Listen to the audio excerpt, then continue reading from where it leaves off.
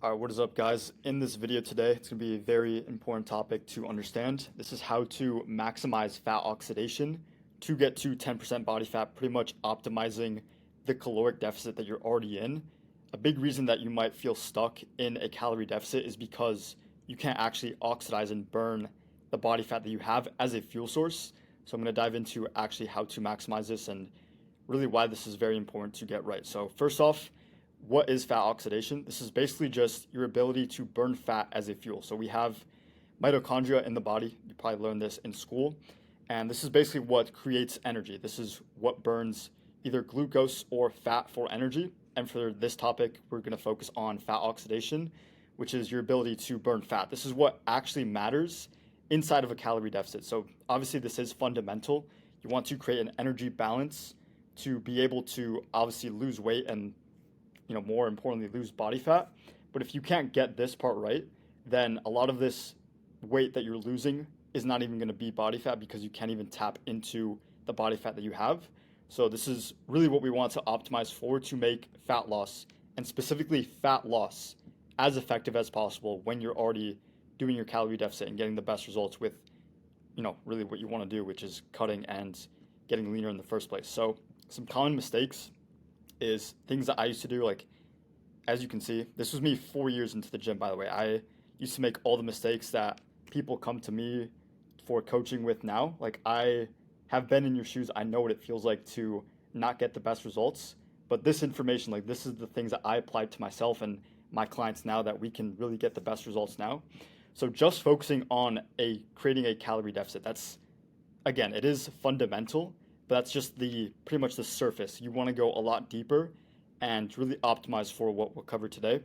Not creating fat oxidation times throughout your day. So like these fat burning pockets, which I'll get into with controlling insulin, glucagon, and other things you can do to pretty much upgrade your mitochondria to be able to burn more fat. Not creating the best anabolic environment at the right times. So you do want to maximize fat oxidation, but you don't want to be burning fats all day. There's certain times with your training, like obviously, like if you're going to the gym, you want to retain muscle and even grow muscle. If you can properly time this and structure your nutrition with your training, completely doable. But you do want to have certain times in the day where that is possible, creating these anabolic environments. And you should know that an energy deficit without being able to burn fat, if you cannot oxidize and break down body fat as a fuel source, then that energy deficit, like, you're still going to lose weight, but a big part of that is going to come from muscle and glycogen. It's a big reason why you might feel stuck with your deficit. Like, if you've made progress and then you kind of hit a plateau, this is a big reason why. And really optimizing for nutrition structures throughout the day to make these fat burning pockets and then upgrading the mitochondria to get the best results for this is going to be the best approach. So let's cover how this works. There's a two-step process to fat burning that is like pretty much the first principles. What actually works to create fat loss is number one, lipolysis. This is breaking down stored body fat, as you can see in this drawing right here, is you have fat cells on your body, like actual stored fat on you. You break these down into free fatty acids, which enter the bloodstream, and then we can use these free fatty acids to actually fuel the mitochondria and be able to burn fat as energy. So it's a two-step process. Number one is breaking down fat cells into the FFAs, and then your mitochondria uses this as energy. And then what we'll get into is insulin is pretty much one of the biggest levers that you can pull and creating these fat burning pockets throughout the day. So insulin is going to block this entire process of number one, lipolysis, and also fat oxidation as well. So it's going to pretty much block the entire fat burning process.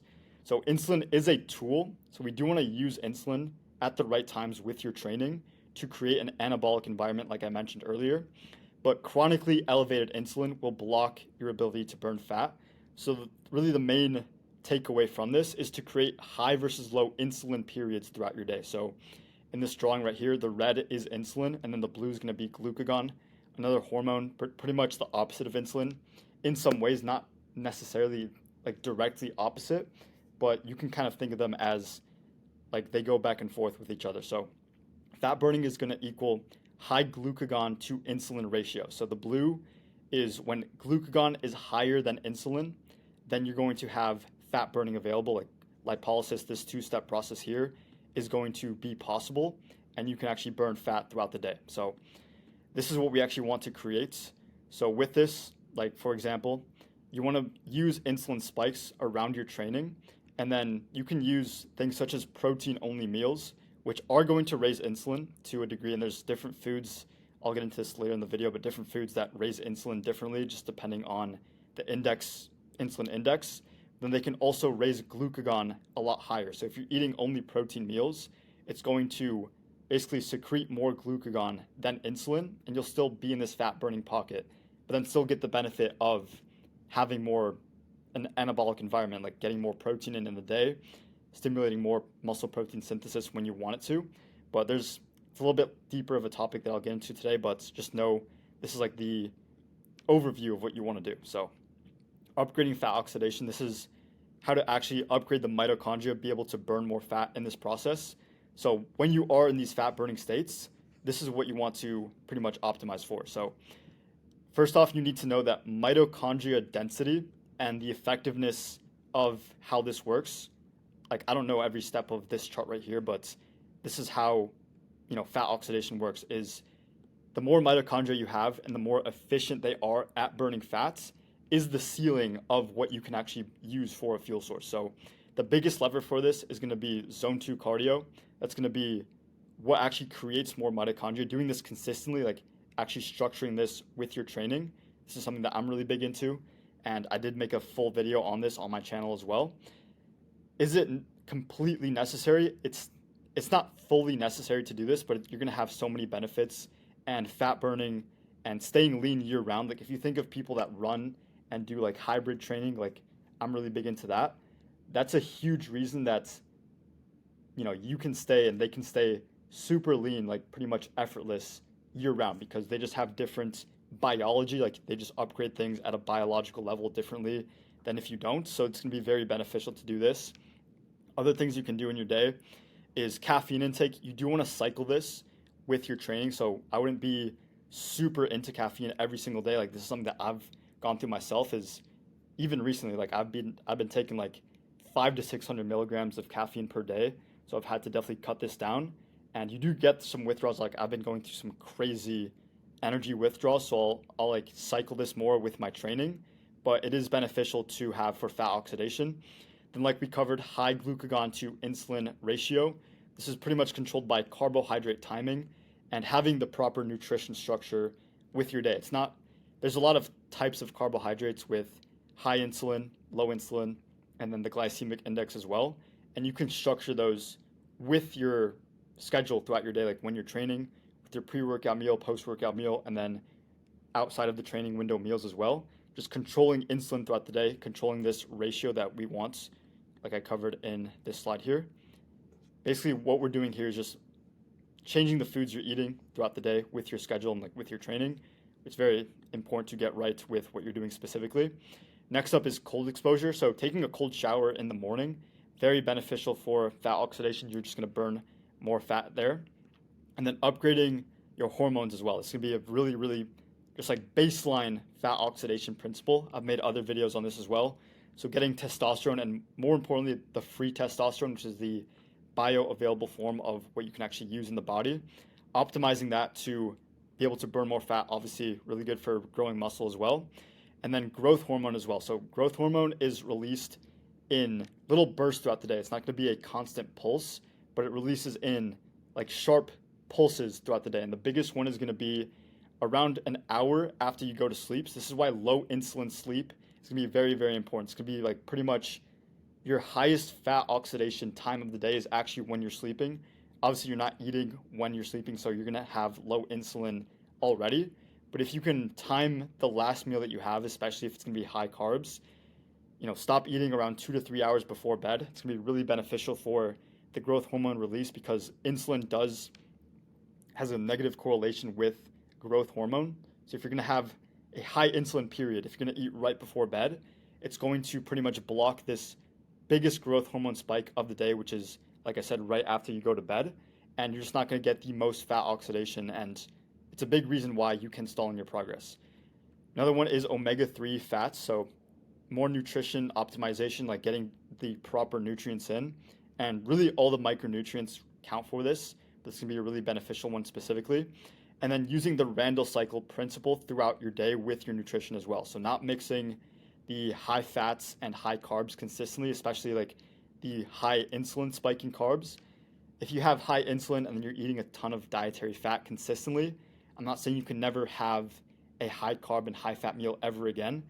I don't even do that myself, but if you don't want to program that for yourself, and just know it's a rule that you want to follow, and you can structure that with your training throughout your day. So pairing high protein with all your meals, and then fats in the outside meals, carbs, especially in that post-workout meal, and then pre-workout meal. You can mix it a little bit. It just depends on what you're actually doing in the gym, like matching carbs and insulin with training demand. Another topic there, but there's a lot that you can do with the Randall cycle, but just you should be following this very consistently with your nutrition as well. The next up, like I was mentioning earlier, is the insulin index of food. This is something that I really was learning a lot about recently. This is pretty much how much insulin is released per calorie of food. So there's a lot of different insulin releases and insulin responses to certain foods, and it's not just about how much blood glucose you're releasing from that food. So it's a lot different than the glycemic index. This is really just covering how much blood glucose you're releasing from that certain food, but it's not necessarily determining the insulin response, which is arguably a lot more important for body composition and like what our goal is with the gym and fitness. So what you want to know with this is that insulin is released. It is released by glucose, which is going to be controlled by the glycemic index, and then also amino acids, so protein, and then we have incretins, which are incretin hormones in the gut, such as GLP-1 and then GIP as well. So this is why certain foods, such as the biggest outliers here are whey protein and milk, and then also Greek yogurt as well. So any dairy consuming product, this is going to really stimulate a lot of insulin, which can be a good thing at the right times, don't get me wrong. But this is all through the incretins and the amino acids because, whey protein it's 0 on the glycemic index. Might be like, maybe 5 or 4, something like that. But it doesn't have that much glucose or carbs, but it's still spiking insulin at a very disproportional rate from this. So you do want to keep this into account and structure your nutrition.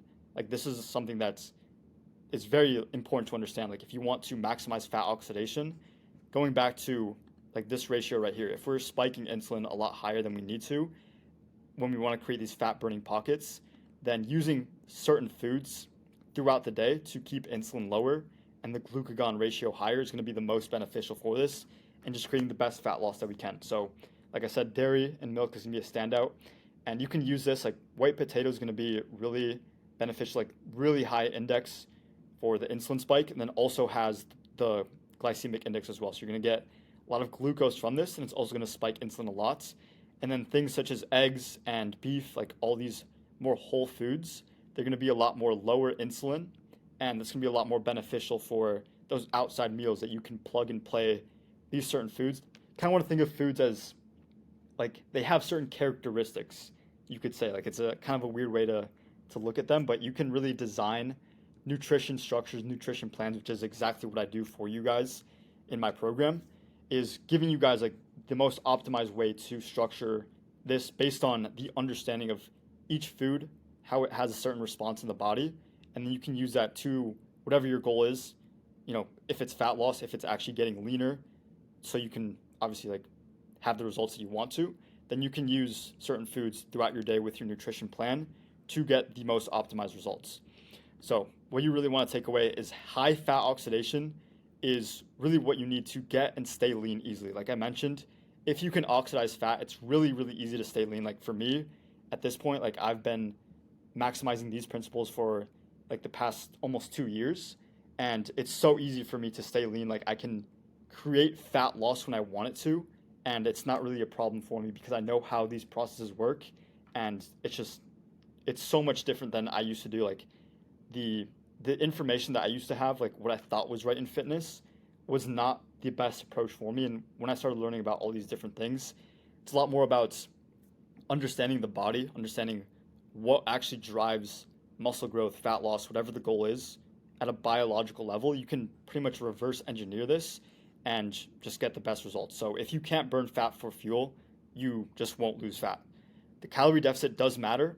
Like obviously this is the foundation, but what is like we're actually optimizing basically what I said earlier is inside of that deficit what we're actually using for a fuel source. And the biggest thing here is like weight loss. I do want you to guys like really wrap your mind around this is that weight loss does not equal like that's why I put 5 does not equal signs. Does not equal fat loss. Like it's not correlated. It's not the same thing. You can lose weight on the scale. That does not mean that you're using body fat for that weight loss specifically. So low fat oxidation pretty much just means your energy deficit comes from muscle and glycogen, and that's obviously what we don't want. I've had a lot of different cuts like throughout my fitness journey when I didn't know everything that I know now.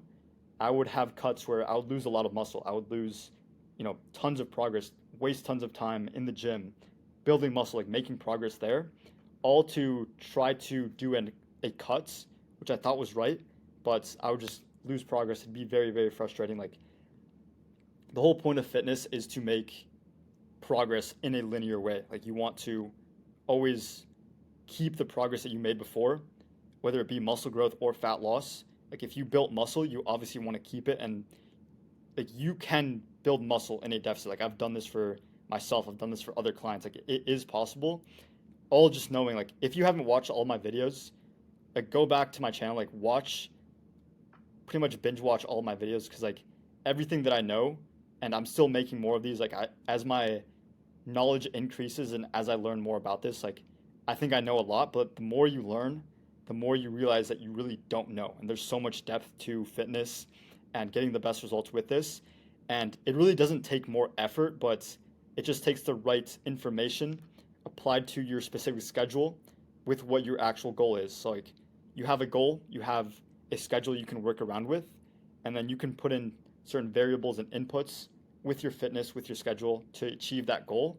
And that's basically how I use fitness. That's how I think about fitness at this point, rather than just blindly following something that I like the fundamentals that can work.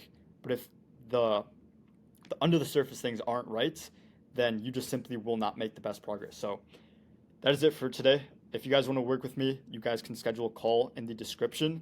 I basically help you guys optimize everything with your fitness, like get the best results. You cannot be a system that is built on the truth, the foundation of fitness, fat loss, muscle growth, working with the understanding of how the body works. Like at this level, like using all these different topics, pretty much program that for you guys to get the best results. So if that's something that interests you, you can schedule a call, see if it'd be a good fit and if it aligns with what you're looking for. But other than that, guys, hope you guys enjoyed this. See you guys in the next one.